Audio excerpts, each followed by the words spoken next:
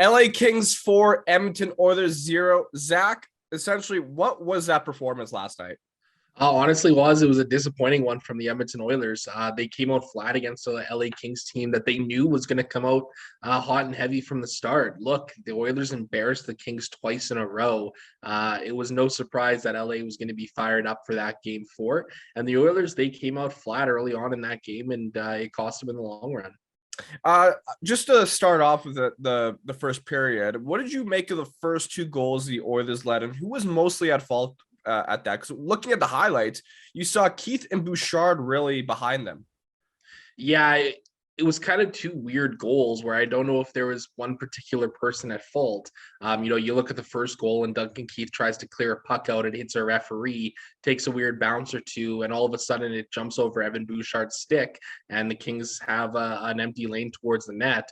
And on the second goal, it was a 4-on-4, and there was a long shot from the point that took a deflection or two and got past Smith.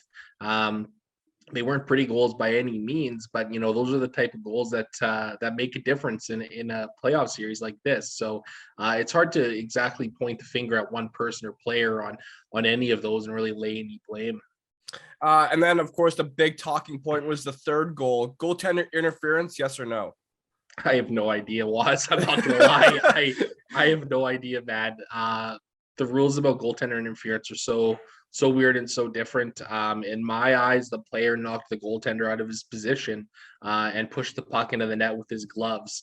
Obviously, the league and the war room saw that differently. And it was a weird one, right? Like, it was a really strange one. Credit to Woodcroft for challenging. At that point in time in the game, you're down 2-0. You have to throw the challenge out there to see if there's any chance of it getting overturned. So yeah. It was a weird one, man. I have no idea what goalie interference is anymore. Yeah, same, because it's one of those cases where you look at it's like, okay, when did pushing a goaltender out of his crease become a goal? But then again, you kind of look backwards and kind of the forward pushed Nurse down, causing Nurse to push him. Like, it was so confusing. It really was. It really was.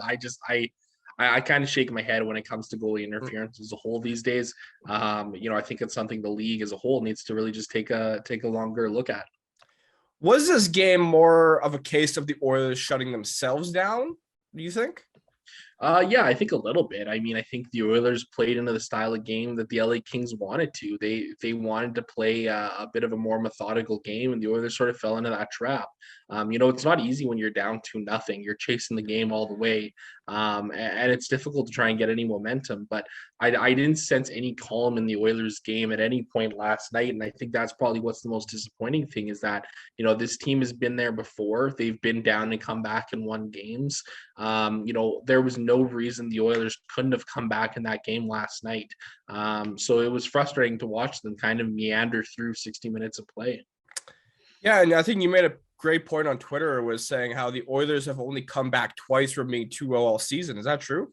Yeah, it is. It is actually. I reached out to the NHL stats team about that. So twice the Oilers made comebacks. One was on January 22nd against the Flames. They were down 2-0. And sorry, these are comebacks specifically from a 2-goal deficit, which is important to note about this too. So the first one was in January against the Flames, came back from 2-0 to win 5-3. And then at the end of the season on April 28th, the Oilers came back from a 2-0 deficit against the Sharks and won 5-4 in overtime. So I thought there might have been some good things that the Oilers could have done in that game to get themselves back into it. And, credit where it's due. Jonathan Quick had a great game for the Kings last night.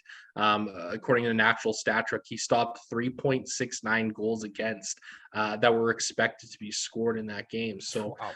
The Oilers had their looks. They had their chances. They just couldn't capitalize on any of them at any point in the game. Let's talk about the bottom six for a minute here. You mentioned that was one issue for the Oilers last game. You got some criticism on your comments about Josh Archibald. You said he should have been taking a lineup, and Derek Brassard. Both were playing. Derek Ryan was out.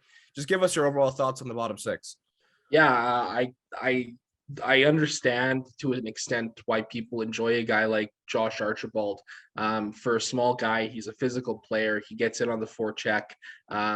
He occasionally does something nice offensively, but at the end of the day, this is a player who has had terrible on ice results for the Edmonton Oilers for a long stretch of time right now, and he's absolutely tanking the Oilers' third line with Ryan Nugent-Hopkins. I love Nugent-Hopkins. He's a tremendous player. He's a great utility knife. Ryan Nugent-Hopkins is also somebody who's not a player who can drive play on his own. He's more of a support player. So a guy like Josh Archibald is the exact opposite of a guy that drives play. I took a look at some underlying numbers last night through the couple of games that Archibald and Nugent Hopkins have played. They've controlled 39.9% of the shot attempts and only 41% of the expected goal share. Those are absolutely terrible numbers. And when you look at Ryan Nugent Hopkins away from Archibald, his underlying numbers, his Corsi percentage rises up to 53.7, and his expected goals climbs up 20% to 61.43. If the Edmonton Oilers have any hope of coming back with a big game 5 here, they need to remove Josh Archibald from Ryan Nugent-Hopkins' wing. I don't understand the reasoning as to why Archibald was put there in the first place, considering Archibald's been a guy who's been a healthy scratch all year long. The on-ice results that the bottom six have been getting for the Oilers have been, to a large extent, I think, detrimental to them, especially last night. Yeah, no, and recently we've seen the top six producing a bit more consistently, aside from players like, McDavid and Draisaitl. More of the team is starting to score Evander Kane and Zach Hyman. One of the issues I thought last night was that, the Oilers down, when they're scoring a lot of goals, like we saw in games 2 and 3, everyone starts to contribute.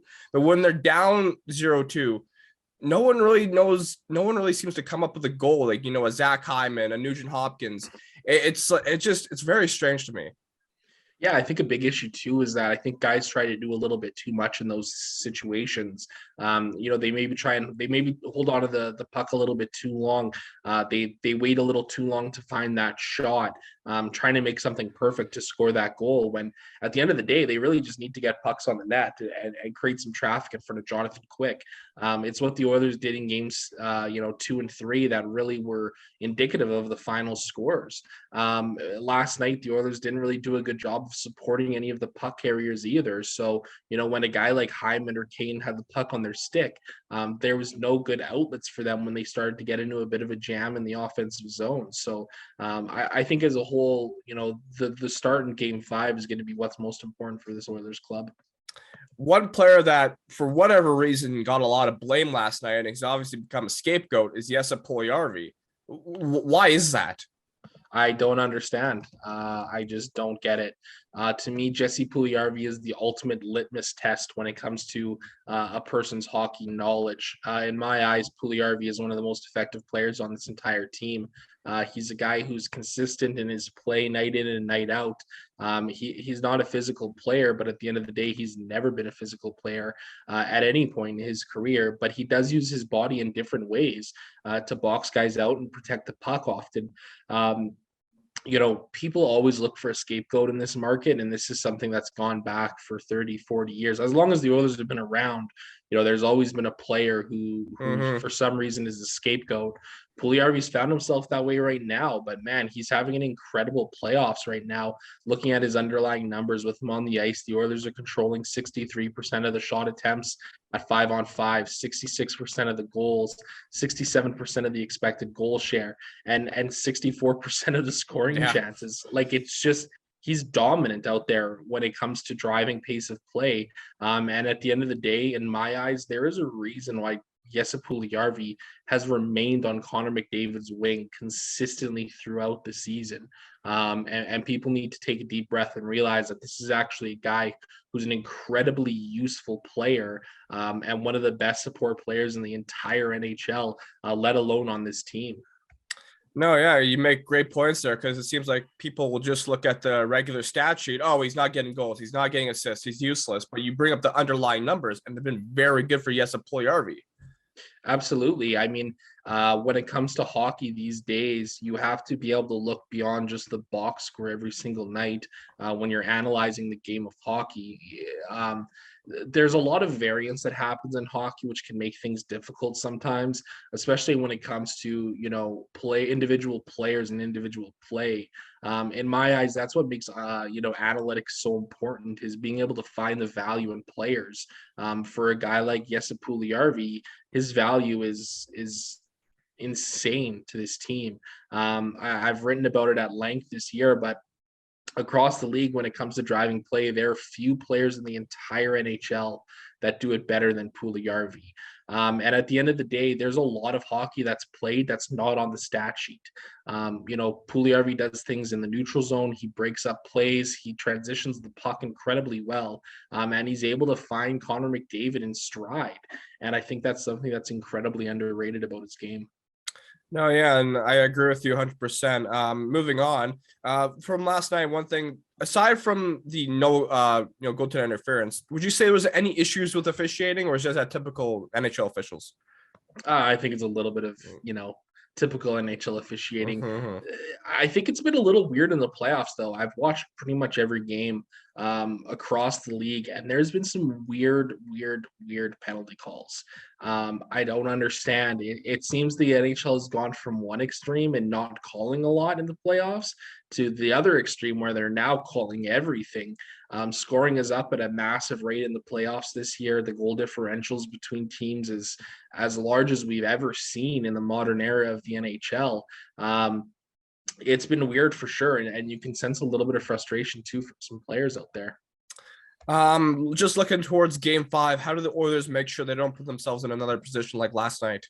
I mentioned it earlier here, but they have to come out with a strong start. It's quite simple. They need to come out strong. They need to get pucks in deep on the Kings' defense. They're a young, small group there. If the Oilers can come out and play physical like they did in games, 2 and 3, then things are going to fare a lot better for the team.